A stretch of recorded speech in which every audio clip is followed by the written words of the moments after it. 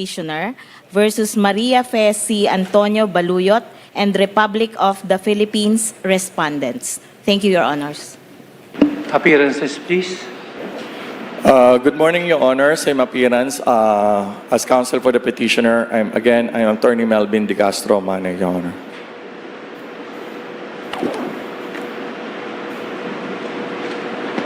Good morning, Your Honors. Good morning to our distinguished amici. The Office of the Solicitor General respectfully re-enters its appearance for the respondent of the Republic of the Philippines. I'm Solicitor General Darlene Marie Berberabe. With me, Your Honors, are Assistant Solicitor General Marisa de la Cruz Galandines, ASG Mirna Agno Canuto, and ASG Sarah May Cruz. Other lawyers of the OSG are in the gallery to provide assistance whenever necessary. Thank you. Thank you, Soljen. For the record, appearing this morning as Amice Curie are Justice Adolfo S. Ascuna, retired, Attorney Elizabeth H. Aguiling Pangalanan, Attorney Milencio S. Santa Maria Jr., Attorney Maria Carolina T. Ligarda, Attorney Eliezer Ambatali, representing Dr. Claire Dennis S. Mapa. I will proceed with the interpellation. May I call on Justice Chapardi Mampao to proceed with this interpellation? Thank you, Chief. May I ask the counsel for the petitioner to answer these questions? Good morning, Attorney Melvin De Castro. Good morning, Justice. You claim in your petition that equal protection clause is violated when former Filipino citizens are treated differently from foreign spouses under Article 26, Paragraph 2 of the Family Code. Is that correct? Yes, Your Honor. However, Article 15, Section 2 of the Constitution recognizes that the state has a compelling interest in protecting the inviolable institution of marriage. And in fact, the Constitution explicitly provides, quote, marriage as an inviolable institution is the foundation of the family and shall be protected by the state. Is that correct? Yes, Your Honor. How do you propose this court weigh or balance these compelling interests against the petitioner's right to remarry in light of the legislative policy against divorce between Filipino citizens? Yes, Your Honor. Petitioner maintains are very much aware, Your Honor, that the state actually acquired great importance, especially to the marriage being an inviolable social institution. And as an aspect of marriage is the sacredness of the marriage, Your Honor. But the inviolability of marriage or as a social institution does not carry with it, or must carry with it, the acceptance of the fact that it must be based on justice and reason. In this particular case, Your Honor, the marriage has already been dissolved by virtue of foreign divorce acquired by the petitioner abroad. If to maintain that the marriage still exists under the Philippine law, Your Honor, it actually would result to the very absurdity that Article 26, Paragraph 2 try to avoid, Your Honor. That's why, with respect to the equal protection of law, Your Honor, if the petitioner, or in this case, or there's no substantial distinction between a person who able to obtain a former Filipino who obtained a foreign divorce abroad Because, Your Honor, whether the divorce were obtained before or after, the fact is not based rather on the substantial distinction. They're basically the same foreign national. You argued that it is discriminatory to treat former Filipino citizens on the basis of whether the divorce was obtained before or after the naturalization. Is that correct? Yes, Your Honor. Because the moment the Filipino or former Filipino become a foreign national, they actually sever their connection whatsoever to the Philippine law. As in the word, and therefore, to distinguish between the two of them, whether before or after acquiring foreign citizenship, would be unfair and constitute a violation because it's not based on the principle of reasonableness. Is that not based on valid or substantial distinction, given that it is based on the legal capacity to act? No, Your Honor. No, Your Honor. Considering that the moment, as I've said a while ago, Your Honor, with due respect, the moment that the Filipino acquired foreign nationality, it ceases or severed the vinculum juris that ties him to the Filipino. And the moment, and to distinguish between the two of them, before or after, the fact, before or after acquiring foreign citizenship is technically not based on substantial distinction. How is it discriminatory if it is grounded in the party's personal law at the time the divorce is obtained? Are you aware of the provision of Article 15 of the Civil Code which enunciates the nationality principle? Can you recall the provision? Yes, Article 15. Yes, Your Honor. What does it say? Bear with me, I do not able to memorize it. Okay, but nevertheless, if I may, the law. Yes, Your Honor. Laws relating to family rights and duties, status, condition, and legal capacity of persons are binding upon citizens of the Philippines, even though living abroad. That is precisely the nationality principle. Yes, Your Honor. But the thing is, that nationality principle apply only as long as the Filipino or the petitioner remains a Filipino. Because citizenship is not written in stone, Your Honor. It's a dynamic. The moment that the Filipino acquire foreign citizenship, it carries with it changes or transformation in its personal law, pursuant to the very Article 415, Paragraph 2 of the Civil Code, Your Honor. In this particular case, Your Honor, with due respect, to insist that the petitioner cannot have his marriage or foreign divorce recognized in the Philippines constitute the violation of that Article 15 tried to uphold, Your Honor, because there is a point in time wherein the nationality of the petitioner has already changed and transformed to foreign citizenship, which is actually provided him with a new legal text basis upon which his foreign divorce is based or can be upheld. It is undisputed that the petitioner is a dual citizen. Yes, Your Honor. So he still retains that Filipino citizenship. Yes, Your Honor. I understand that he was a Filipino at the time when he obtained a foreign divorce and thereafter reacquired foreign Filipino citizenship pursuant to 1925. But we have to remember, Your Honor, this case is not, this is actually a case of petition for recognition.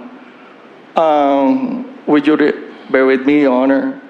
Because in a petition for recognition, as in this particular case, the issue is actually not just the act of the dissolving the marriage, Your Honor. but it's only recognition of the fact that the marriage was already dissolved under the foreign law. That is why, Your Honor, despite the fact that he was a Filipino citizen at the time he obtained the foreign divorce, his subsequent acquisition of foreign has provided again with a legal basis for seeking this petition for recognition. You invoke this basic statutory principle rule in Latin maxim obelix non distinguet nec nos distinguere debemos. What's the meaning of that? Yes, when the law does not distinguish, we should not make a distinction. Okay. Your Honor.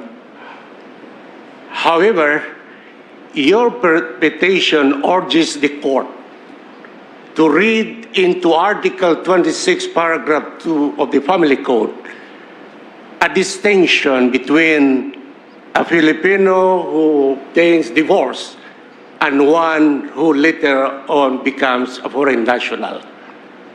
Would you agree that this is precisely a distinction the law as written does not contemplate? Yes, I believe, Your Honor, also the same stand. But we have to remember that in Obrecido in Manalo, this is actually the same dilemma this Honorable Court was confronted with. And through the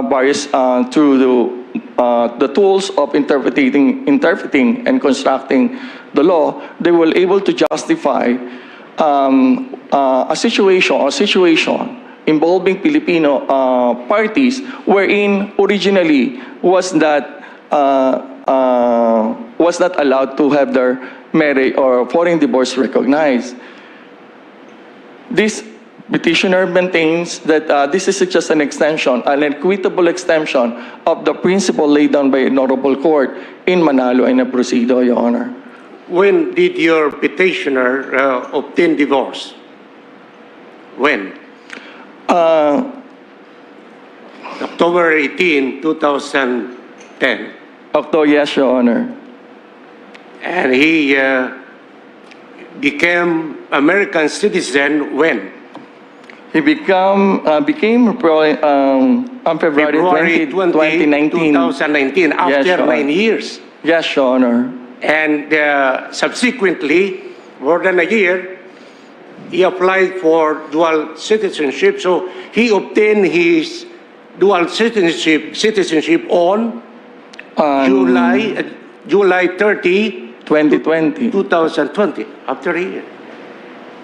Okay, this is your theory on pages 6 to 7 of your petition, Amendment 16.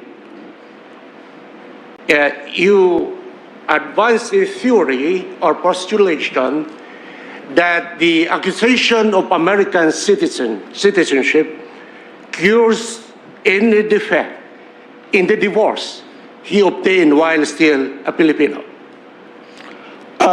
No, Your Honor. It's on Amendment 16 of your, it cures the defect. Your Honor, technically... Can you check pages 6 or 7 of your petition, specifically Amendment 16? That's the gist of your theory. It cures the defect.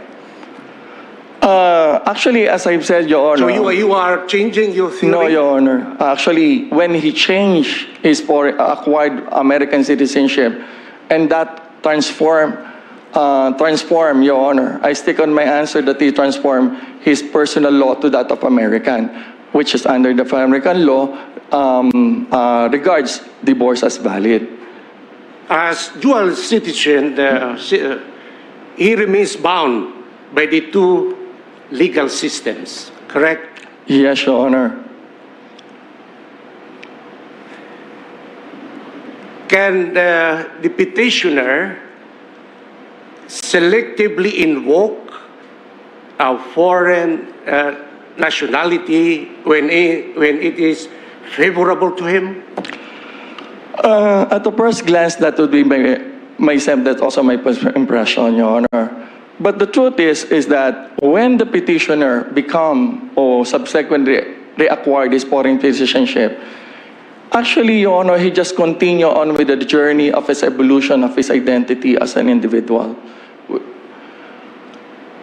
When he acquired his Philippine citizenship by virtue of Republic Act number 9925, actually, it does not invalidate, Your Honor, what happened or the marriage or the foreign divorce he obtained while an American citizen. Is it not contradictory to claim benefit from American citizenship while invoking his Filipino status in filing a petition before the court? No, Your Honor, because it's actually anchored, is anchored on the fact of the application and interpretation of provisions in Republic Act 9925, which is as if did not lose his Filipino citizenship, which petitioner maintains does not invalidate. If he did not invalidate, it carries with him a dual citizenship, Your Honor. This is actually the reason why the Filipino having dual citizenship and OFW who living and residing abroad are a dilemma they're confronted with. Because if the court or the honorable court would insist that by reacquiring his Filipino citizenship he would lose, no one would bother to would not bother to acquire for a citizenship of reacquire Filipino citizenship, because in invalidate, Your Honor, the divorce they already obtained abroad. You mentioned the case of Republic versus Cipriano Bicedo III. Yes, Your Honor. So I assume that you know the ruling there. What's the ruling of the court? In that particular ruling, wherein the court reiterated that that basically the ruling is that there must be a foreign national at the time of divorce. At least one of the parties, Your Honor, for someone to invoke petition for recognition of divorce, Your Honor, under Article 26, paragraph 2. Liberally construe Article 26, paragraph 2 of the Family Code in that case? Yes, Your Honor. Yes, Your Honor. Because before that, the foreign citizenship, there must be at least at the time of celebration of the marriage. And in Obrecido, Your Honor, the law somehow relaxes its ruling by adopting... What is the reckoning point there? In that particular case, Your Honor, at the time the divorce was obtained in Obrecido. Is the policy enunciated therein applicable to your case? I'm not saying that directly, and I'm not directly because there's the difference in the facts of the case. But the petitioner maintains that the wisdom and justification in Obrecido, along with Manalo, is actually can be extended into this particular case by applications of purposive and liberal interpretation of law, given the fact that Article 26, paragraph 2 is actually a remedial law. Republic versus Orbecido III was promulgated on October 5, 2005. Volume 509, Philippine Reports 108. Okay, 106. Manalo, Republic versus Manalo, which initiated the same public policy, was promulgated when? I'm not very good at the date, Your Honor. April I 24, think it's something 2018. Yes. Volume 831, Philippine Reports 33. Is the policy, public policy involved in these two cases, again, applicable to your case? Yes, Your Honor. Petitioner maintains that this is applicable, Your Honor. Because Okay. Yes. What is that public policy underlying the rulings in these two cases? The avoidance of a situation wherein a party is regarded as marriage in the Philippines and divorce abroad, Your Honor. Avoidance of limping marriage. To avoid the absurd situation where Filipino spouse remains married to an alien spouse who after obtaining a divorce is no longer married to the Philippines. That is exactly the statement of the Joint Committee that drafted the Family Code. And you are postulating that that is applicable to your case? Yes, Your Honor. Because if the recognition would be denied, Your Honor, the petitioner being both an American citizen, both American and Filipino citizen, will be regarded as married under divorced under the American law and married under the Philippine law. Thank you, Attorney Cruz. May I ask the Solicitor General to answer the few questions? Good morning, Your Honor. Good morning, ma'am. On pages 28 to 29 of your memorandum, you argue that the non-recognition of the petitioner's divorce does not perpetuate injustice, given that the state's policy on absolute divorce applies to petitioner. Is that correct? That is correct, Your Honor. However, jurisprudence affirms that Article 26, Paragraph 2 of the Family Code embodies a public policy of its own. And let me reiterate what the Joint Committee that drafted the Family Code said about this. Quote, to avoid the absurd situation where a Filipino spouse remains married to an alien spouse who, after obtaining a divorce, is no longer married to the Filipino spouse, unquote. That is the public policy underlying in that jurisprudence. That is correct, Your Honor. It would appear that this may reflect two conflicting public policies.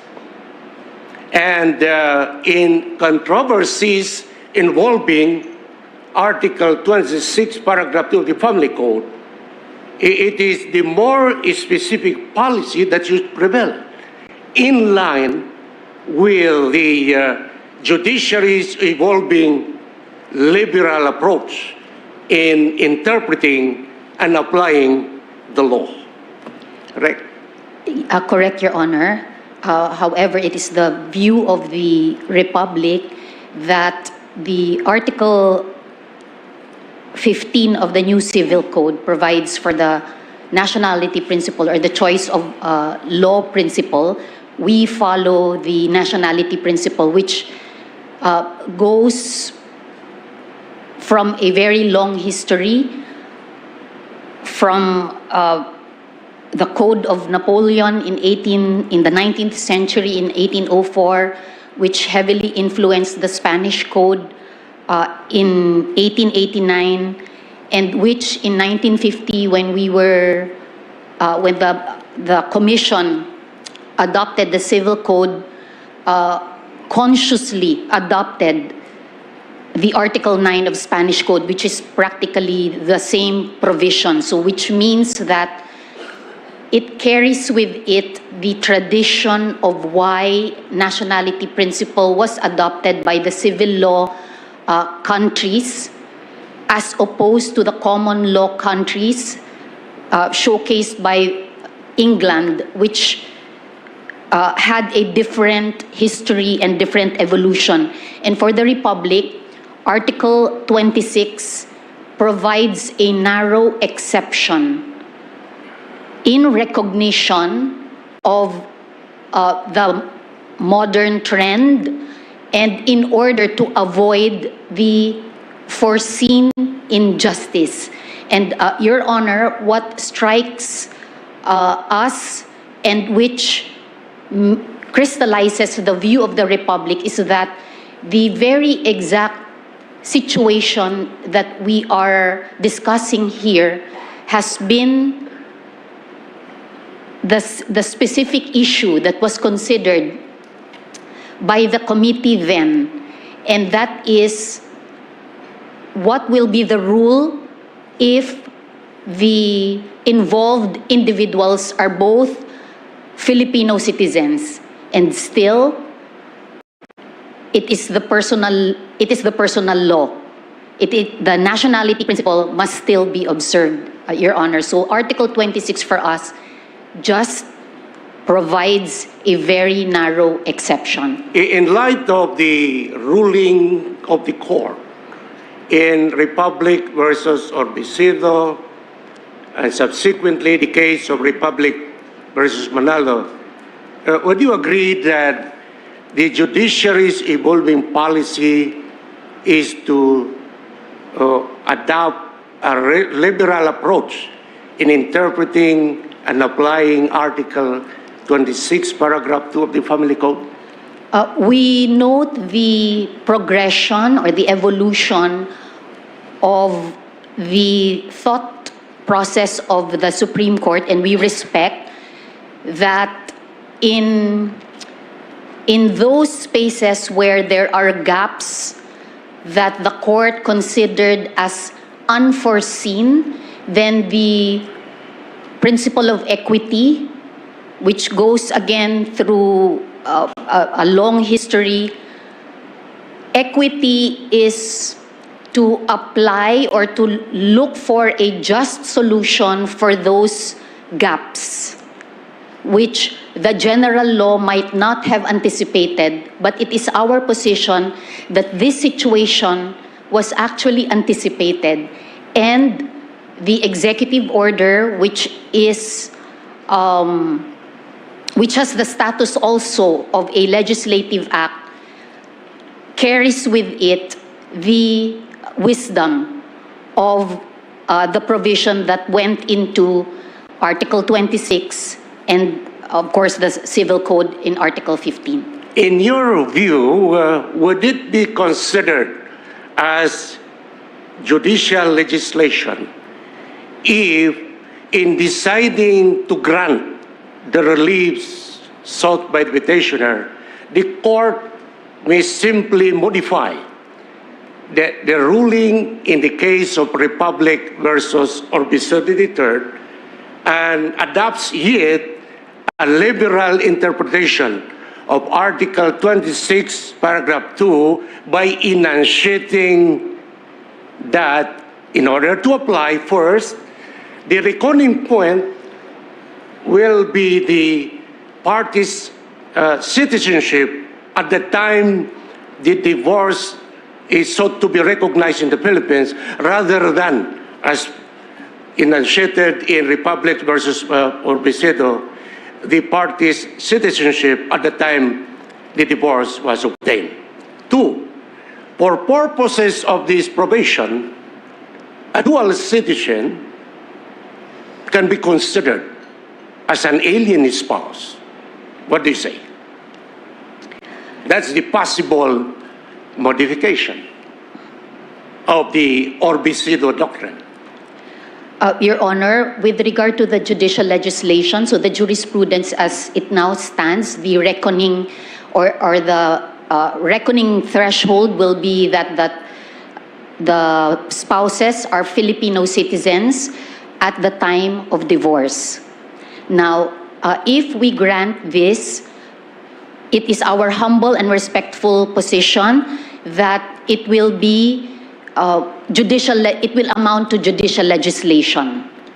Again, because of looking at the text of Article 26, looking at the deliberations which brought to life the Article 26, Paragraph 2.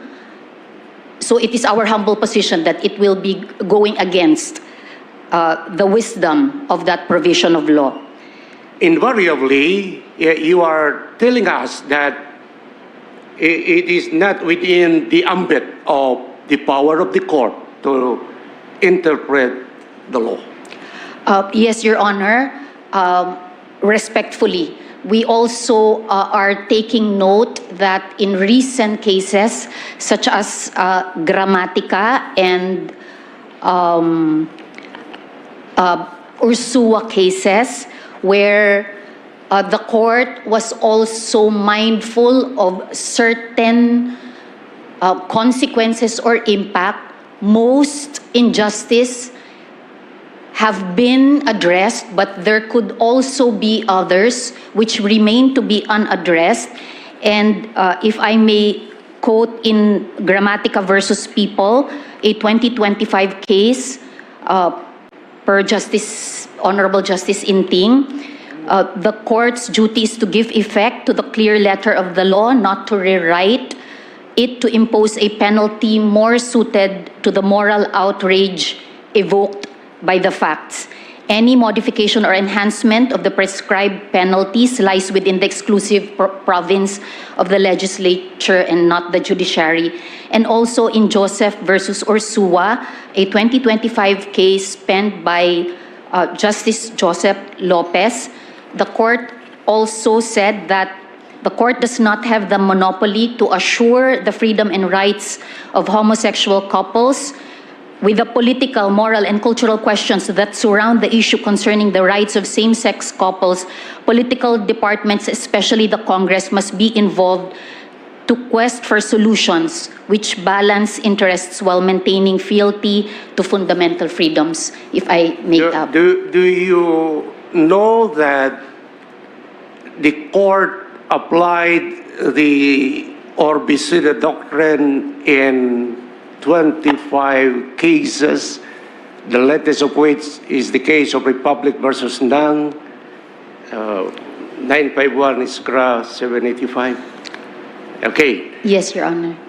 But Then not exactly Republic versus Manalo has been applied by the court in 20 cases, the latest of which is the case of Anedo versus Republic, 959 Iskra 436. So it would appear that the court applied that public policy, so 25 plus 20 in 45 cases. So is my understanding of your view correct that the policy enunciated in Orbicida and Manalo is not applicable to the petition before this court? They are applicable, Your Honor, and Republic versus Iyoy seems to be the one that is also closest, because at that time, both were Filipinos at the time of divorce but naturalized after. On the pages 44 to 47 of your memorandum, you stated therein that a dual citizen, by virtue of concurrently holding both foreign and Philippine citizenship, must comply with the laws of both jurisdictions. Correct? Yes, Your Honor. You even stated that Articles 11, 12, 13, 21, and 40 of the Family Code is applicable to a dual citizen on account of his or her continuing Filipino citizenship. Yes, Your Honor. Don't you perceive or discern any inconsistency in requiring dual citizen to comply with the procedural requirements laid down in those articles while at the same time recognizing the validity of a foreign divorce? Your Honor, it is our position that based also, because of the RA 9225, we studied also the deliberations behind 9225, and it seems that the legislature was more focused on the political rights, political aspect of RA 9225, and not so much focus on the applicability of the personal law. Still and all, if we become consistent that the petitioner has or must observe the nationality law principle as well under Philippine law, then at the time that he obtained the divorce, he is also covered by the nationality principle, Your Honor. Elsewise stated, why should we apply these procedural requirements under the family code while at the same time disregard the equally binding prohibition on absolute divorce under Philippine law? Your Honor, the petition that the petitioner filed is recognition of foreign divorce.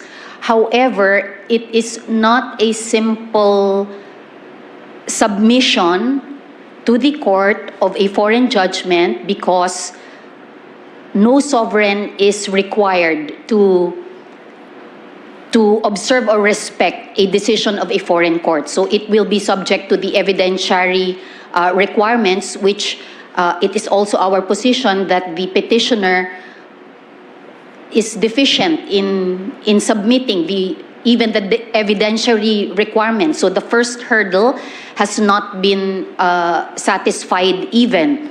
And in the petition, so it goes also behind the whole framework and procedure that our country observes. So for example, the petition affects the status of the Filipino, and under Article 412 of the Civil Code, it has to undergo a judicial process of changing that status. Thank you very much, Madam Solicitor. Thank you very much, Your May I Honor. ask Professor Elizabeth Aguiling Pangalangan to take the podium and answer these few questions based on your memorandum you submitted before this court. Good morning, Your Honors. Good morning, ma'am. On pages 20 to 21 of your memorandum, you pointed out that non-recognition of the petitioner's divorce, the recognition of the petitioner's divorce here may in effect give rise to this scenario which the Joint Committee that drafted the Family Code intended to prevent, which is favoring wealthy Filipinos to secure divorces abroad. Is that correct? Your Honor, I'm sorry, I don't have a copy of my own amicus brief.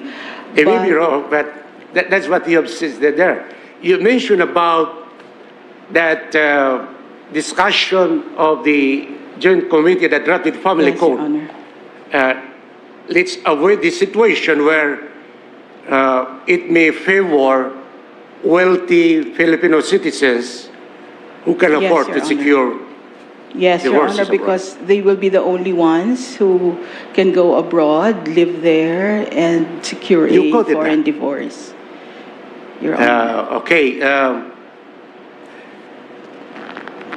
Would you agree that, having said that, the same concern applies to Filipino citizens who have the means to acquire foreign citizenship and subsequently obtain a divorce. Yes, Your Honor, they would be more or less the same people who can go abroad. Although now, Your Honor, with migration pattern with the overseas Filipino workers, they too have tremendous opportunity to live and work abroad, and therefore they could also take advantage, I would say, of the opportunity to file a divorce there and have that recognized at least in the state where they are. In any case, given the court's ruling in Republic versus Orbecido, which upheld the application of Article 26, Paragraph 2 of the Family Code, even when both spouses were originally citizens and only one became a foreign national, could it be said that the potential abuse based on economic means is not the underlying consideration in interpreting and applying the probation? That it is not a reason for not applying. You mentioned about that possible abuse. Yes, Your Honor.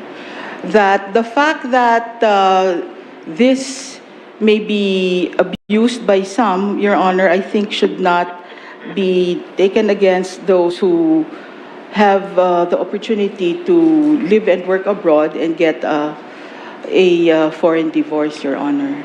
But I think, Your Honor, that this is just the effect of the fact that there is no law that allows divorce in the Philippines, which contradicts or which is incongruous with the lived reality of Filipinos, which is that a significant portion of our population work abroad and live there for long periods. So there is an incongruity, and that is where the tension arises, Your Honor. Ma'am, you took the position in your memorandum, and in fact, you advanced this approach or theory, most significant relationship Yes, Your Honor. approach, correct? Yes, Your Honor. Yes, Your Honor. The most. And sorry. Consistent with this, it's your postulation that we apply American law under that lex domicile, as Yes. the U.S. is considered as the adopted country of the petitioner and the place with which he is most closely connected. Yes, Your Honor. Your Honor, in my amicus brief, I discussed at length the traditional approach, which will just apply the Philippine laws. That is in answer to the questions raised by the court about whether there is an extant provision in the family code that will allow this case to be decided a certain way, and also another question about the present state of law. But I was able to mention, Your Honor, that if the court uses a different approach, not a traditional approach, but one of the modern approaches to choice of law, then it could arrive at a different resolution, Your Honor. And one of these modern approaches is the most significant relationship approach, which does not apply the technically apply the law. It instead looks at the other factors to which a particular person or the case itself may be more closely connected, Your Honor. And one could be the domicile. Would you agree that the core issue in the petitioner's petition is the recognition of divorce, not the grant of divorce? Oh, yes, definitely, Your Honor. Thank you for that. This is merely a recognition of a foreign divorce, a recognition of a divorce already valid in another jurisdiction, and therefore, for me, this could call for a recharacterization of the case, not as an issue pertaining to recognition of divorce that will lead to the application of the nationality principle, but instead a question of recognition of a foreign judgment, which would yield a different result, Your Honor. Would you agree that the legal system with most significant relationship with the issue here, which is the recognition of divorce, is the Philippine legal system? The most significant relationship, Your Honor. I'm sorry, Your Honor, but I would consider the United States the place of the most significant relationship, Your Honor. In my amicus brief, I was unable to discuss this in full because, Your Honor, at that time, not all the facts were clear to us. In fact, it was only during the first oral argument that some important facts were elicited by the court, one of which, and which I would consider pivotal to my analysis, is the fact that Baluyot had already remarried. I recall that some of your honors asked if he was indeed divorced and he considered himself divorced. Why is it that when he applied for reacquisition of Filipino citizenship, he said that his civil status was married? And it was only during that oral argument where it was clear that indeed he was married, but to another person, Your Honor. And so for me, if this person had already remarried and continued to live abroad and work there, then he is most closely connected to that jurisdiction and not to the Philippines anymore, Your Honor. Just to clarify the implications of this most significant relationship approach that you are espousing, is my understanding correct of your theory that if we apply the American law, lex domicili, the petitioner can remarry?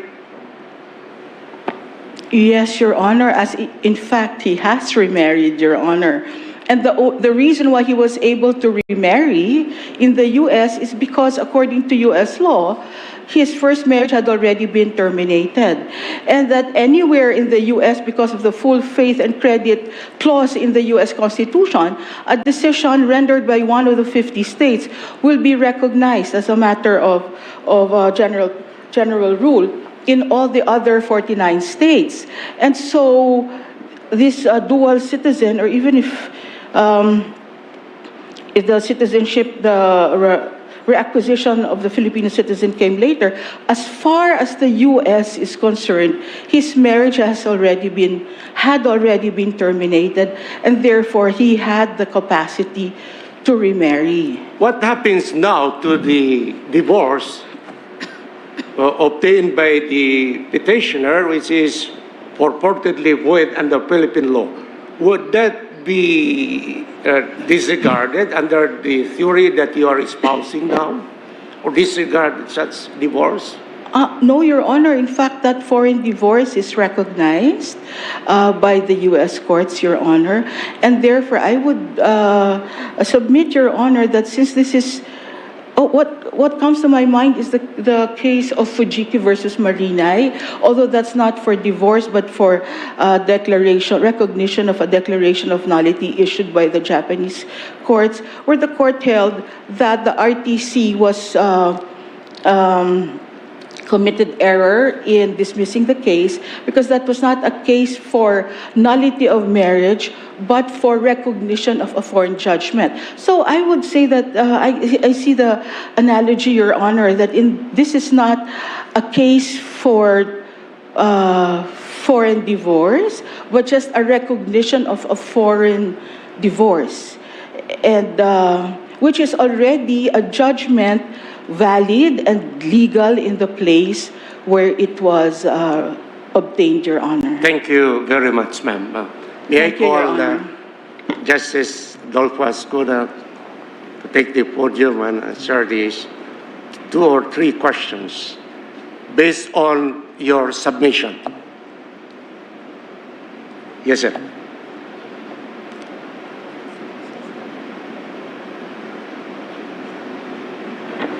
Thank you very much, Your Honor. Good morning, sir.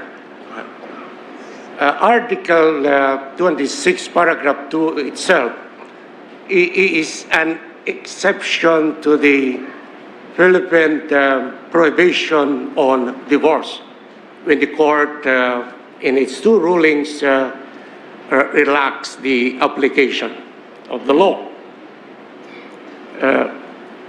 Sir, what public policy that may justify non-recognition of the petitioner's divorce, given that as dual citizen, he is for all intents and purposes considered as alien, and therefore he may be allowed to remarry?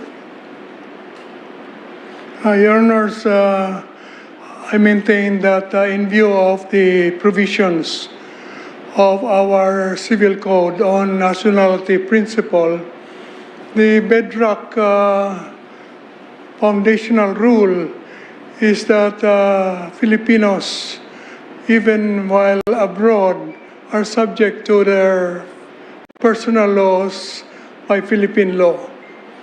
And the only exception to that very strong public policy is that embodied in Article 26, paragraph 2 of the Family Code, which was designed to remedy an injustice where a person is no longer married to somebody, but still cannot remarry. So we provided in that provision a very special exception to the public policy of nationality principle, so that if one of the parties at the time of the marriage is a foreigner, and the foreigner subsequently obtains a valid divorce, allowing him or her to remarry, then the Filipino spouse is also allowed to remarry. That is the provision. It has been liberally interpreted in subsequent cases by this honorable court. For instance, in Manalo, it was the Filipino who obtained the divorce, not the foreigner. Supreme Court said, in view of the equality between spouses, between women and men, it doesn't matter who gets the divorce, as long as there was mixed marriage at the time of the marriage. One was a foreigner. And yet, in I think Orbisido case, where the parties were both Filipinos at the time of the marriage, but at the time of the divorce, they were foreigners. Supreme Court said, what matters is the time of the divorce. At the time of the divorce, if they are, one of them is a foreigner, then 26 paragraph 2 applies. So, Sir, okay. That is the situation, Your Honor. But in this particular case, at the time of the divorce, both were Filipinos. And so 26 paragraph 2 cannot apply. And exceptions are strictly construed while we try to give liberal interpretation to remedy an injustice. There is no injustice here because they were both Filipinos at the time of the divorce. And so the bedrock principle of nationality would apply to them. Of course, there's another view that this is not really a matter of marriage, but a matter of recognition of foreign judgment under private international law. And that applies a different public policy. So there are actually two conflicting public policies here. Our public policy that says that Filipinos must be governed as to their personal law by nationality principle, and the other public policy is that we are in an international world and we are bound by committee to recognize valid judgments of foreign courts. So prescinding from the nature of the case as a divorce, where personal relations laws are applicable, we view it as a private international law problem of recognition of foreign judgment and application of committee. And therefore, it's a choice between two conflicting public policies, Your Honor. Sir, on page 7 of your submission, you expressed the view that the remedy of a Filipino citizen who obtained divorce prior to the accusation of foreign citizenship is to obtain another divorce with the foreign court. My submission, Your Honors, is the principle of nationality prevails over recognition of foreign judgment because of the provision of the Constitution, which very clearly says that marriage is an inviolable social institution, and therefore the exceptions must be strictly applied and not to defeat the principle where it is clearly involved, where there are two Filipino citizens obtaining a divorce abroad. I believe that that would violate not only the nationality principle, but also the provision of the Constitution that the Filipino family, in the Filipino family, marriage is an inviolable social institution, Your Honors. Sir, do you affirm that opinion you expressed in your submission on page 7, that the remedy of a Filipino citizen who obtained divorce prior to the accusation of American citizenship is to obtain another divorce after he acquired American citizenship? That's what you stated on your submission, to obtain another divorce after he subsequently acquired American citizenship. Do you confirm that? It's on your submission. That's an excellent point, Your Honor. In this particular case, I look at the records. It would appear that the petitioner applied for American citizenship after the divorce. Yes, yes. That's After why you the made application was after, and the grant of foreign citizenship even much after. So even if we retroact the acquisition of foreign citizenship to the time of the application, it will not reach the time of the divorce. I would have agreed, perhaps, to a retroactivity as validating the divorce if the application antedated the divorce. But in this particular case, it was, I think, a year or more than a year that after the divorce was granted, that the petitioner applied for foreign citizenship. So in that case, even under interpretations of retroactivity, it will not save the divorce, in my mind, Your Honor.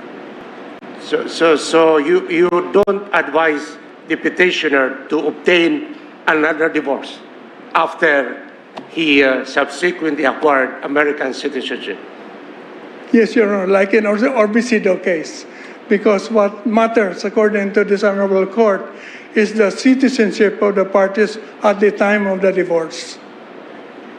Is it your view that the petitioner's divorce should not be recognized here?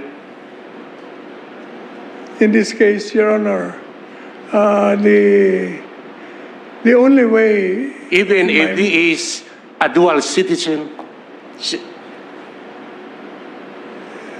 The dual citizenship makes it worse, Your Honor, because principle of dual citizenship is the party is still a Filipino and is subjected to both the foreign law and Philippine law in matters of validity of divorce and marriage. So it only brings back the naturalized principle to the applicability of the situation, Your Honor. Thank you very much, sir. Thank you, Your Honor. May I respectfully ask Dean Melencio Santa Maria take the podium and answer these, I think, two questions. Good morning, Your Honors. Good morning, Dean. The Philippines is bound by Article 16, Paragraph 1C of the Convention on the Elimination of All Discrimination Against Women, that's the CEDAW. Yes, Your Honor. And Article 23, you mentioned that, of the International Covenant on Civil and Political Rights, ICCPR. Yes. Both oblige states to ensure equality of rights between spouses at the dissolution of marriage. That is correct, Your Honor. Invariably, this committee principle is likewise embodied in the 1970 Hague Convention on the recognition of divorces and legal separations. Okay, Your Honor. Is the Philippines a party to that? Do you happen to know if... Well, I am not aware that the Philippines is a party to that convention, Your Honor. In any case, these international commitments arguably militate against leaving one spouse limping in marital status at the time of the foreign divorce decree. This is now my question. How do you reconcile these international obligations and commitments with the literal wording of Article 6, Section Paragraph 2 of the Family Code, which speaks of Filipino citizen and a foreigner? You are talking about Article 26, Paragraph 2. Let us look at Article 26, Paragraph 2. How do you reconcile these international commitments that we have just mentioned with the literal wording of Article 26, Paragraph 2 of the Family Code? Article 26, Paragraph 2 does not provide a hidden, unexpressed public policy prohibiting divorce. As a matter of fact, no Philippine law prohibits divorce. That is a fact. We cannot divine any public policy prohibitive in its nature from the clear text of Article 26.2. When you look at the Family Code, Article 26.2 is located in the chapter of requisites of marriage. That is what it is all about. If a Filipino marries a foreigner, there is an added requirement. The foreigner must be capacitated to marry in the law of the place of the tribunal which decreed it. That is all what it is. It does not prohibit absolute divorce. No law in the Philippines prohibits absolute divorce. So that if we are parties to international convention like the ICCPR, the United Nations Human Rights Convention, providing for equal rights in matters of dissolution, then we have to abide by it, pacta sunt servanda. Because our Constitution also provides the incorporation doctrine, the generally accepted principles of international law is part of the law of the land. And in that regard, Your Honor, Rule 39, Section 48 of the Rules of Court has been elevated from a procedural rule to a statutory status because in Mijares versus Rañada, it says that it is customary international law. And let me talk about, Your Honor, Article 15 of the family code, the nationality rule. It says family laws, rights, duties, legal capacity, condition shall be governed by the law of the Philippines wherever they are. Let us look very closely on Article 15. It does not prohibit a change of status. Article 15 merely defines the nature and attribute of the person's legal identity. We change status all the time. We file annulment case, nullity case. From married, we become single. An illegitimate child, the operative act is a valid marriage, we legitimate the child. A stranger child, we adopt the child, we make him legitimate. We change status naturally by death, from married to widow, and by law, by procedure. We see that in the family code. So that Article 15 does not really conflict with international law. It's not the gate that will prohibit or keep out the effects of international law, because Article 15, our nationality rule, merely defines the nature and attribute of your legal identity, but does not prohibit it. So therefore, Your Honor, the synergy is very clear. The synergy is very clear, Your Honor. Rule 39 is the input. The journey starts abroad. You go to a foreign court, get a judgment, which is the fact, and then you bring it to the Philippines via Rule 39, the input. And the output is your Article 15. Once we recognize the person as already single, we protect him. We say to the whole world, he is single. So that's the relationship, Your Honor. There is a synergy. Let us already get out from that notion that Article 15 is a static wall that keeps out a fact, a judgment. Rule 39 says, judgment shall be presumptive evidence of a right. The judgment is a presumptive evidence of a right. And that right is the right to be single. The Filipino does not come to the Philippines to seek divorce. The Filipino comes here to have his singleness acknowledged. And therefore, the next question is, Your Honor, what is it against public policy?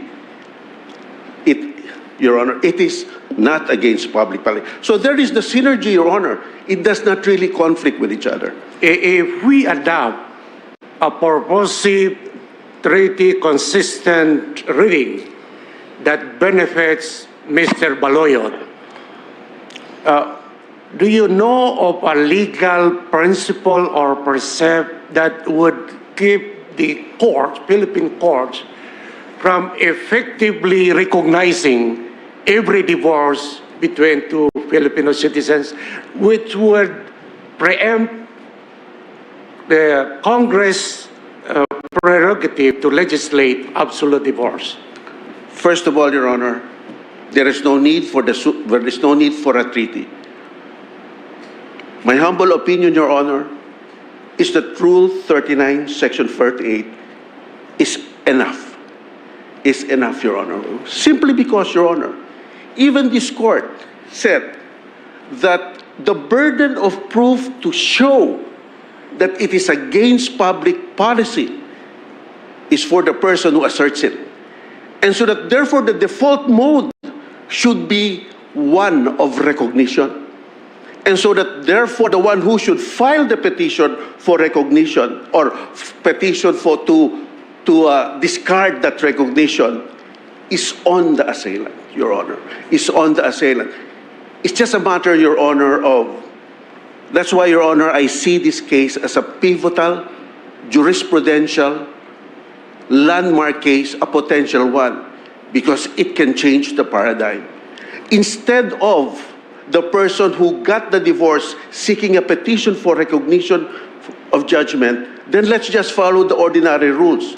The default mode is to recognize that judgment, and for the other party to say it is against public policy. Just what happened in the Nang case, Your Honor.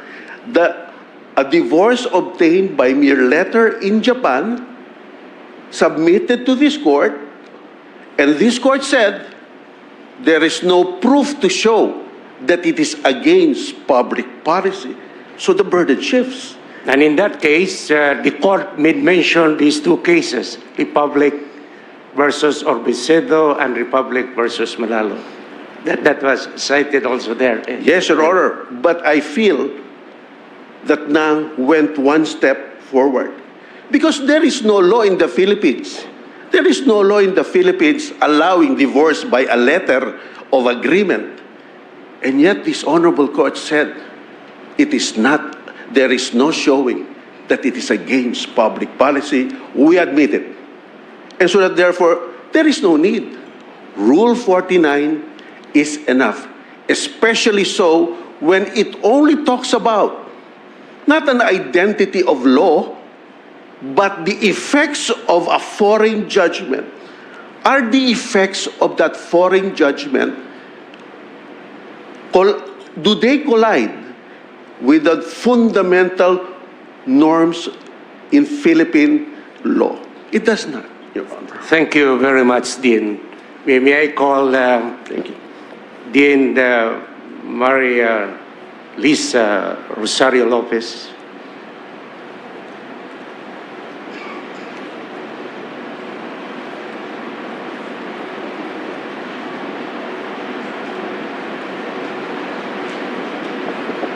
Good morning, Your Honors. Good morning, Dean.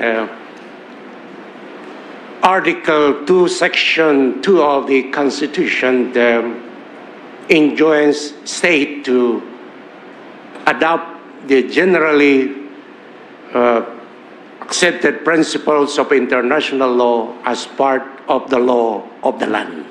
Yes, Your Honor. And that is precisely the incorporation theory, as opposed to the other theory that is adopted, transformation theory.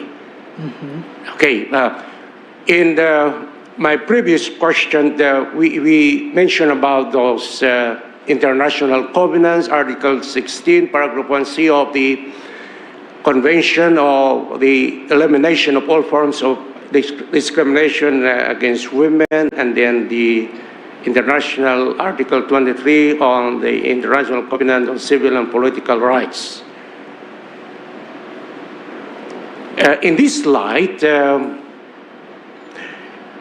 if we decline to recognize petitioners' divorce solely because they are parties solely because they were Filipino citizens at the time of the dissolution of marriage, we depart from the committee-based norm and create a limping marriage, which is inconsistent with the predictability that international law seeks to guarantee. My question is there any specific doctrinal justification that allows Philippine courts to withhold recognition of the petitioner's divorce without violating the Constitution's incorporation of the generally accepted principles of international law, or without undermining reciprocity for Philippine decrees abroad? Your Honor, if I can recall, in my memorandum, I am requesting that petitioner should prove that at the time that he became a naturalized American citizen, American law recognized the decree of divorce issued to him. And I had the chance to talk to the counsel for petitioner because I was able to see the certificate of naturalization as an American citizen, and it says they are married. And I thought that that status referred to the first marriage. But then I was corrected, and he said that he is already married to the second wife. And having said that, looking at the ruling in the case of Republic versus Orbecido, so since when he acquired American nationality, we have no option but to apply to him the American law under the nationality theory.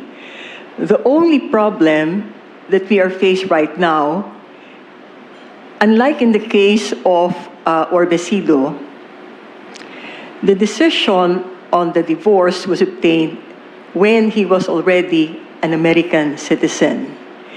In the case of Baluyot, the decree of divorce was issued prior to the acquisition of a new nationality.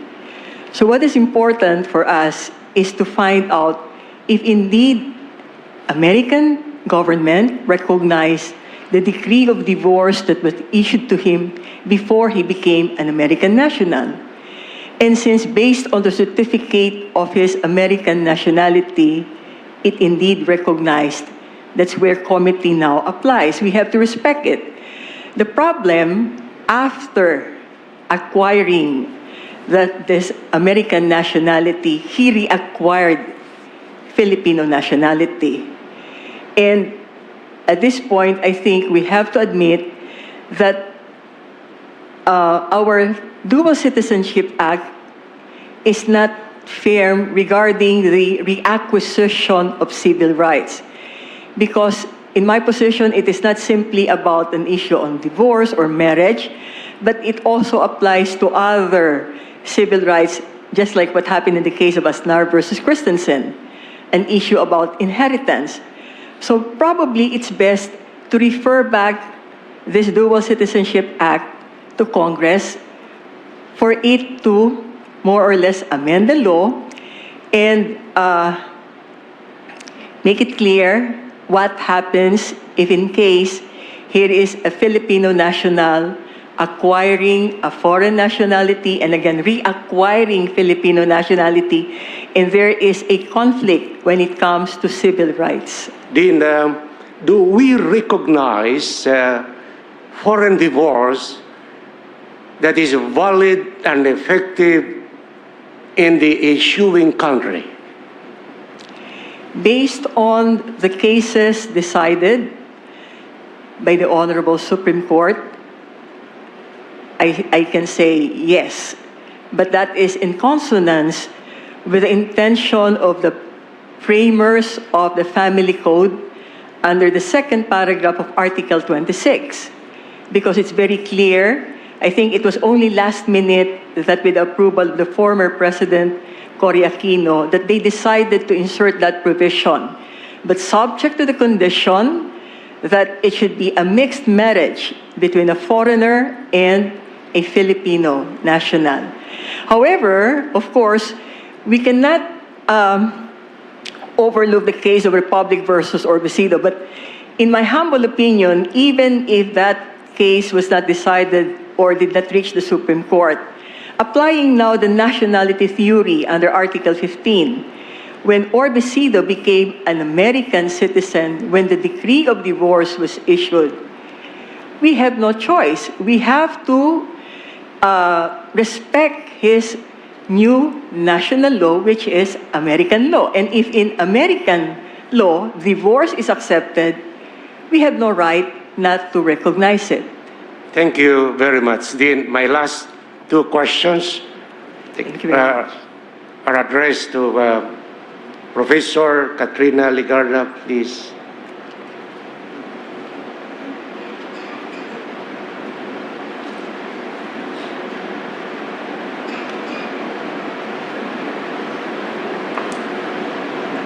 Good morning, Your Honors. Morning, ma'am.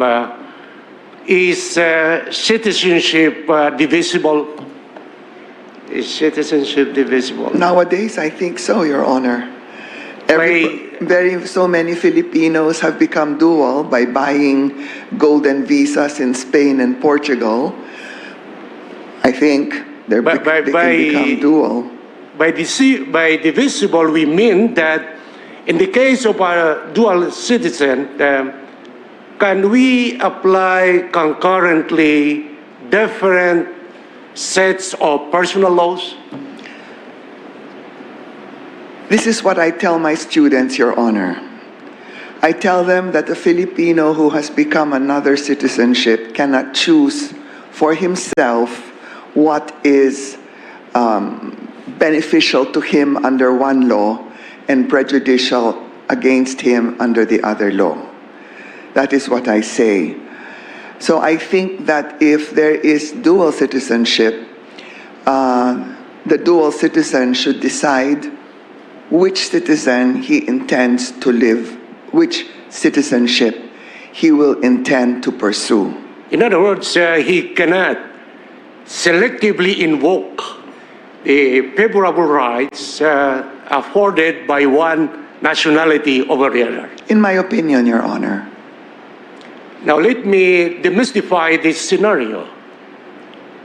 If a dual citizen secured a valid divorce decree, as in this case, is he legally considered as a single under the American law while remains married under the Philippine law? Yes, Your Honor, he's single. That is his status under all laws other than the Philippines. My last question now is, does dual citizenship restrict or expand rights on marital status? Will it expand or restrict rights on marital status? Only in the sense that the foreign citizen can now obtain a valid foreign divorce decree. So it may work to restrict in what sense? On the other hand, it may work to expand in what sense? In the sense that a foreign citizen can no longer accept by succession or as allowed by the Constitution own land in this country, for example. Therefore, he might fall under the restrictions which the court has given under all the decisions where the foreign spouse cannot own land and therefore cannot claim any absolute community or conjugal property rights. Thank you very much, ma'am. Thank you, Your Chief, Honor. that ends my interpolation. Thank you so much. Thank you, Justice Limampao. May we ask Justice Monetsing to proceed with her interpellation?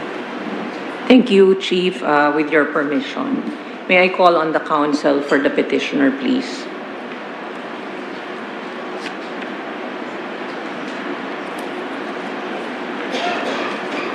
Good morning, Your Honor. Yes, good morning. Counsel, my first question is about Article 26, the second paragraph. So the marriage referred to there is supposed to be between a Filipino citizen and a foreigner, correct? Yes, Your Honor. And the same article speaks of the same spouses, a Filipino and a foreigner, who obtain a divorce abroad upon the alien spouse's initiative, correct? Yes, Your Honor. Okay. So, if it was the Filipino spouse who went abroad to obtain that divorce, the court has said what under those circumstances? If we're going to take it literally, in literal interpretation of provision, then it is technically not allowed, Your Honor. But if with the advent of Republic versus Manalo, Your Honor, it has already been allowed. Okay, but in Republic versus Manalo, the circumstance was that there was a Filipino spouse and an alien spouse. Yes, Your Honor. Right? Okay, thank you. So, of course, the rationale for the rule is to place the Filipino spouse on equal footing. because it would be absurd to have the Filipino spouse considered still married to somebody who is already single. And may have already remarried. Yes, Your Honor. Okay.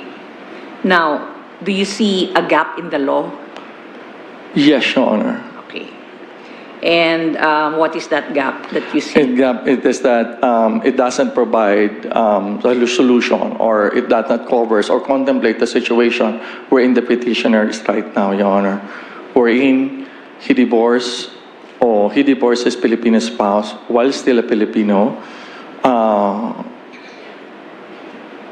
Divorced while he's still a Filipino, but only after divorcing, which is after 9 or 10 years, that he acquired foreign nationality, which is American citizenship. Okay, so that is the gap that you see in the law. Yes, Your So Honor. to remedy that gap, we need to amend the law, right? That is the, with due respect, Your Honor, that is the easiest way of doing it. But these are Oh, there's another way to yes, Your amend the Honor. law? Is there any other way? Yes, Your Honor. Oh, what with due is that respect, Your Honor, is to adopt the liberal and purposive interpretation of law. Judicial legislation, you mean? No, Your Honor. Oh. But not judicial legislation, but rather than applying the principle adopted by an honorable court in the cases of Abrisido and Manalo. Correct. So the Supreme Court will render a decision in your case in favor of your client, amending the law or changing what the law says? No, Your Honor. Yes. Yes or no? No, Your Honor. Yes. Now, in your client's case, was he a foreigner when he obtained the divorce? No, in Your Honor. California in 2010? No, Your Honor. No, he was a Filipino. Yes, Your Honor. Okay. In fact, he got his citizenship, his U.S. citizenship in 2019 only, 9 years after. Your client petitioned for recognition of the divorce decree in 2021 only, 2 years after he became a U.S. citizen. Yes, Your Honor. What was his reason for seeking recognition? Well, earlier you did tell us that it was because he wants to have a wedding or marriage conducted in the Philippines with his second wife, correct? Yes, Your Honor. So that's his reason. That is a primary reason, Your Honor. Yes, but that's then his also, reason. Yes, Your Honor. For filing, right? Yes, Your Honor. Okay. So that was his reason also for reacquiring Philippine citizenship? I do believe, Your Honor. Okay, so that's his reason for reacquiring Philippine citizenship. Okay. So your client married in the U.S. on November 8, 2010. That was just like a month or 2 months after he obtained the divorce, right? Yes, Your Honor. So he was still a Filipino when he remarried in the U.S.? Yes, Your Honor. Okay. So if not for the fact that he wants to have a wedding here in the Philippines, he would not have filed this petition for recognition, right? Your Honor, strictly speaking, yes, Your Honor. But Okay. it seems that the petitioner... I'm okay with strictly speaking. Okay, and then on April 28, 2026, on pages 10 to 11 of the TSN, you said that the recognition of the foreign divorce recognizes only the effect of the foreign divorce on the civil status of the parties. Yes, Your Honor. You remember saying that? Yes, Your Honor. Okay.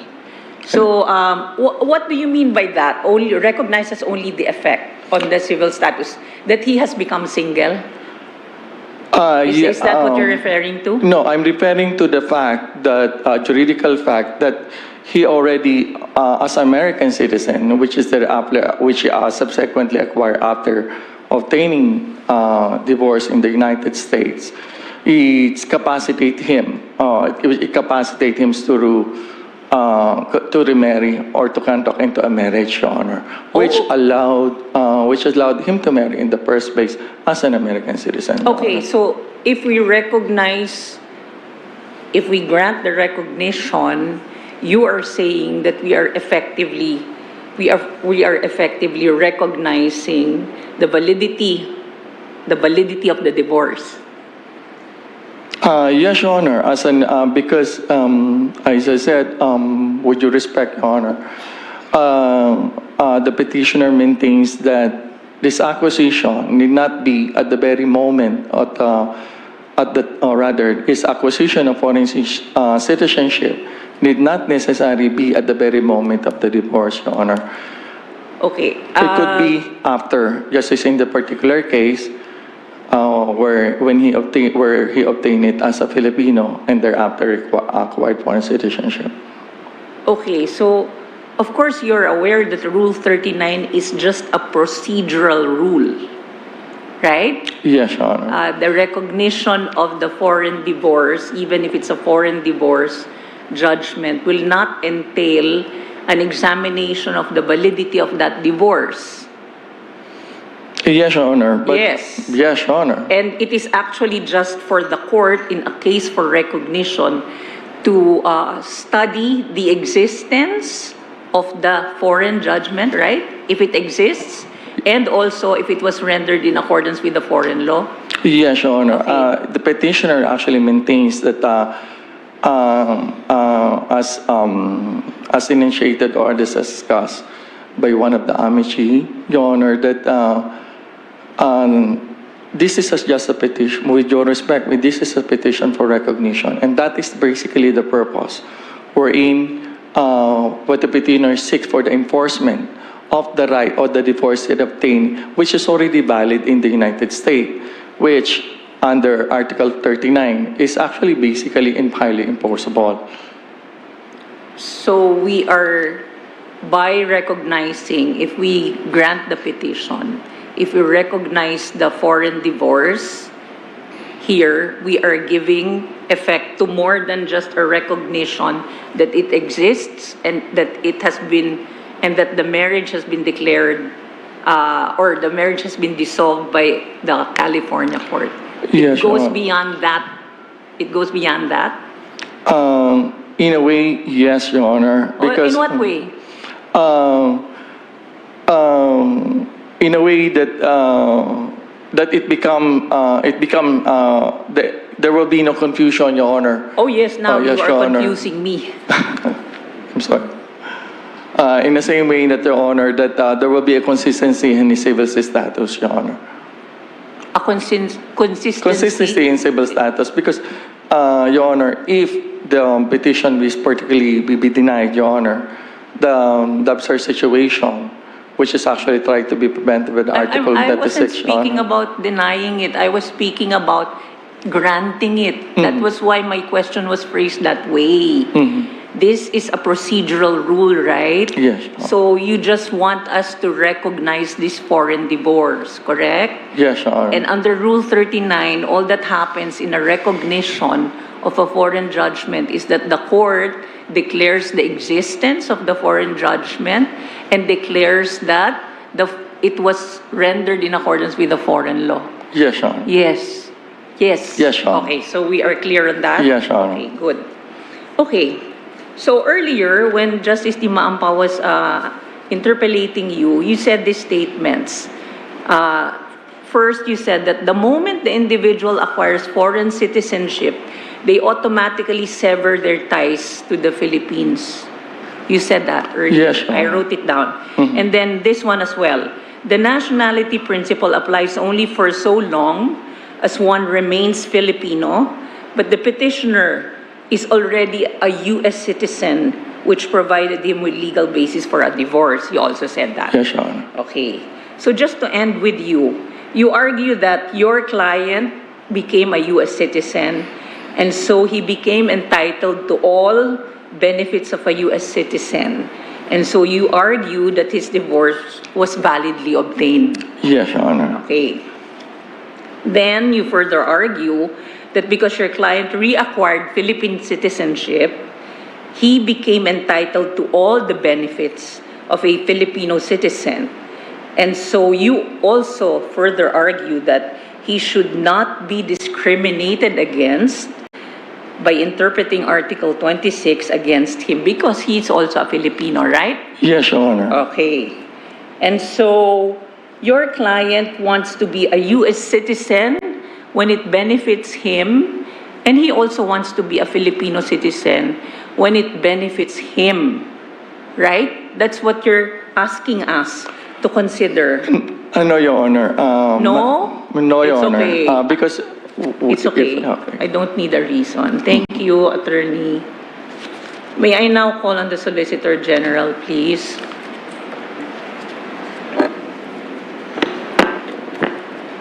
Good morning. Good morning, Your Honor. Yes, Madam Solicitor General. If this court declines to recognize the divorce in this case, what damage or prejudice would be occasioned to the petitioner? Well, he will have a different status here in the Philippines and different status in the U.S., Your Honor. But Madam Solicitor, he is also a Filipino citizen. He's a dual citizen, isn't he?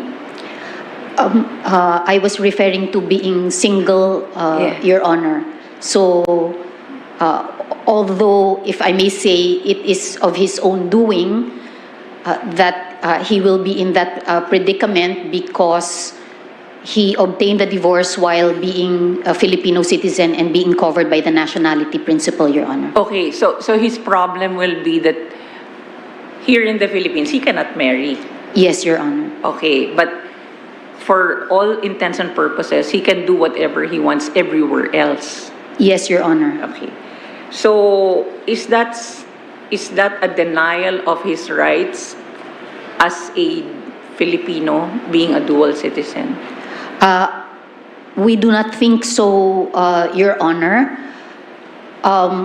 It is our view that based on the legal framework that we have now, actually the question is why, if he considers himself as a U.S. citizen, why is he actually asking this court to recognize his foreign divorce here in the Philippines? That's actually our practical question, Your Honor. Okay. Is there any remedy or relief remaining for him in case we deny this petition? Your Honor, we are looking, because in the last oral argument, we were also asked that question and I wasn't prepared. We are looking at filing another petition perhaps for declaration of nullity, although there is jurisprudence because they already filed a petition for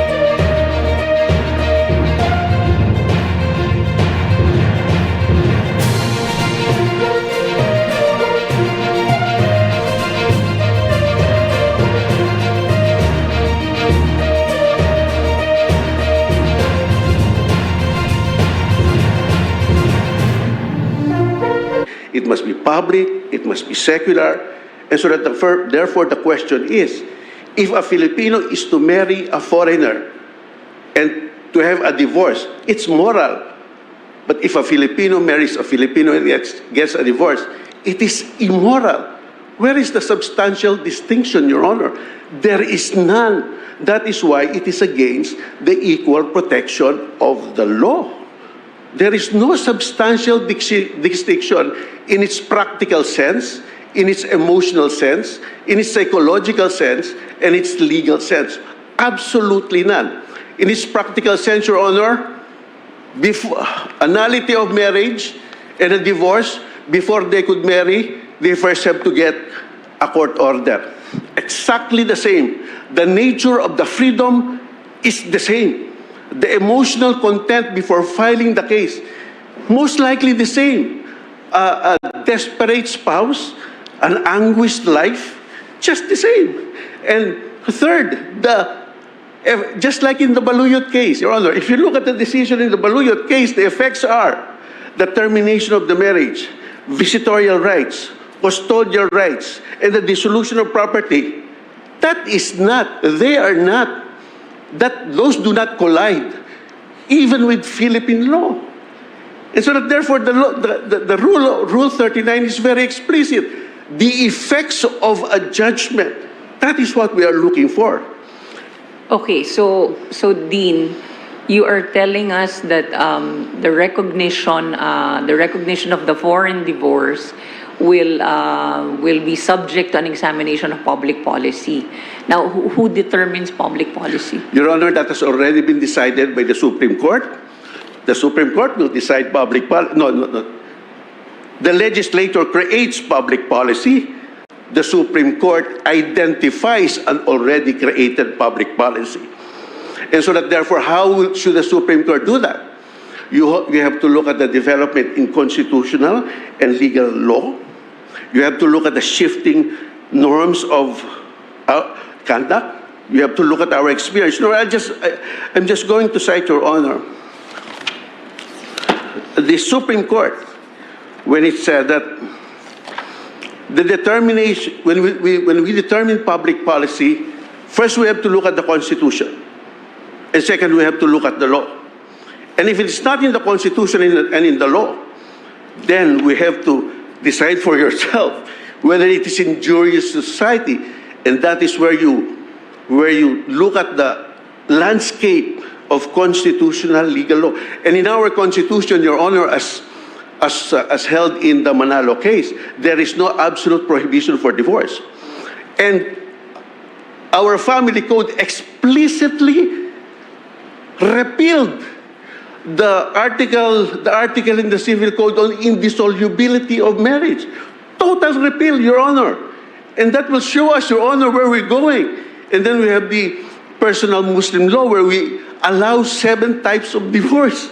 And then we have Article 26(2). So that therefore, Your Honor, we see that the norms are changing.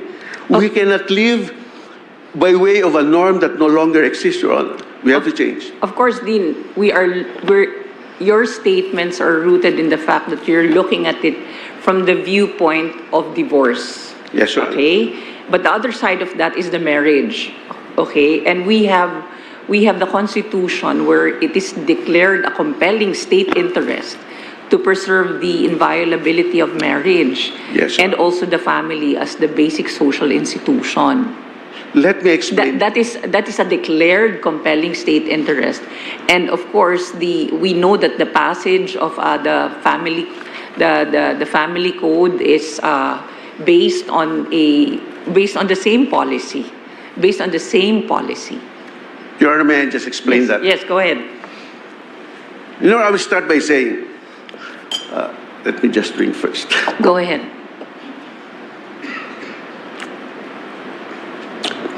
Be perfect, therefore, as your heavenly Father is perfect. That is Matthew 5:48. Then love your neighbor as you love yourself. That was the command. Be perfect, therefore, as your heavenly Father is perfect. Within the context of faith and life, this verse serves as a profound aspiration, a lofty objective of the soul, rather than a literal command. Jesus understood that human perfection is unrealizable in a world defined by fallibility. Thus the true command, the actional duty for the living is to love thy neighbor as you love yourself. This distinction is echoed, Your Honor, in the Holy Quran, which reminds us, and I hope I'm correct, Justice, our religion is the coloring of Allah. And who is better than Allah in coloring? And we are worshippers of Him. And do good as Allah has been good to you. Allah does not charge a soul except within its capacity. Both spiritual traditions recognize that while we must strive for the highest ideals, our laws and duties must remain rooted in human capacity and mercy. Let me go to our framers of the Constitution. The framers of our constitutions were builders of our society. They understood that words must be interpreted in the light of human experience, an experience that recognized the inherent unpredictability of life, filled with joy and misery. The framers knew that marriage is a human institution, susceptible to the vagaries of life. It is not a perfectly heavenly enterprise immune to problems. And our framers, intelligent and transcendent as they are, were humble enough to know that they cannot mandate the unrealizable. And because of this, and their belief of the importance of marriage, I believe they frame such importance the best way they can, not as an edict, but as a goal to achieve, a constitutional aspiration for everybody to pursue, followed by a command, and shall be protected by law. And that law is the family code and the rules of court. And when we study these documents, Your Honor, we find out that inviolability should not mean untouchability, but should mean protection from arbitrary interference by the state and by the parties, Your Honor. To understand this more carefully, Your Honor, I have an analogy. My analogy is a basket full of fruit. In this metaphor, Your Honor, the basket represents the institution itself, the enduring social structure that the state is sworn to protect, the marriage as an institution. The individual matrimonial union are the different fruits within that basket. Inviolability refers to the status and survival of the basket in society, ensuring it is never replaced by another arrangement. In any harvest, the preservation and usefulness of the basket require the timely elimination of the rotten. When a union ceases to be a source of joy and become one of misery or hardship or an immuration, it is no longer a living part of that basket. To force a decaying union to remain bound to the healthy ones is not an act of protection in that basket. It is an act of institutional deterioration.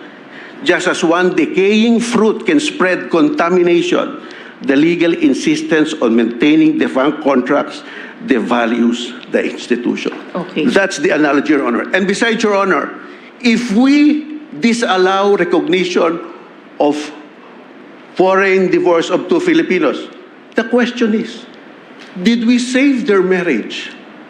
We did not. We did not save their marriage.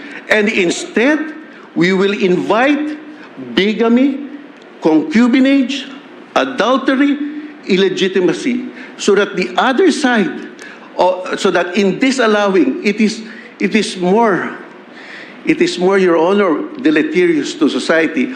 Inviolability, Your Honor, is not meant by the Constitution to be a lifelong entanglement in a union that has already ceased to exist in all its functional sense. And that is why we have Rule 49, a fact, a judgment termination of marriage, that's all what it is. Then we look at the effects. Then that's it. We allow it. Okay, thank you, Dean Santa Maria. I will stop there on that spiritual note, Chief Justice. It's already lunchtime. Okay. In view of the fact that it's 12 o'clock, we will suspend the session to resume at 1:30. Session is suspended. All right.